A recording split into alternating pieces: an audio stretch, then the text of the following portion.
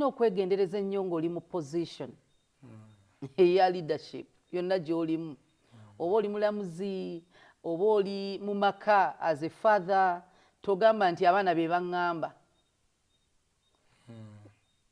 Kyova olaba mu ntandikwa Adamu yagamba omukazi gwe wakola ki? Teyagondera ddoboozi lya Mukama, agondera ery'omukazi. So at the end of the day oba oli mu position ya leadership ng'omusajja mu maka oba mu kampani oba wonna wonna, abantu bonna bawulirize kye bayogera.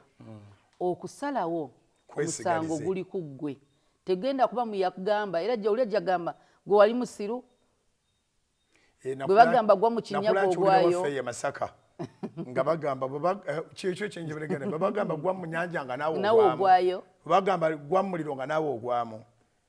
So oteekwa okusigaza amagezi go omutwe gwo, oteekwa okusigaza omutwe gwo nti omukazi yagamba Yobu weegaane Katonda ofe. Lwaki teyamutwalira? Bwali mu mikono gya Yobu okuwulira ebigambo n'afa.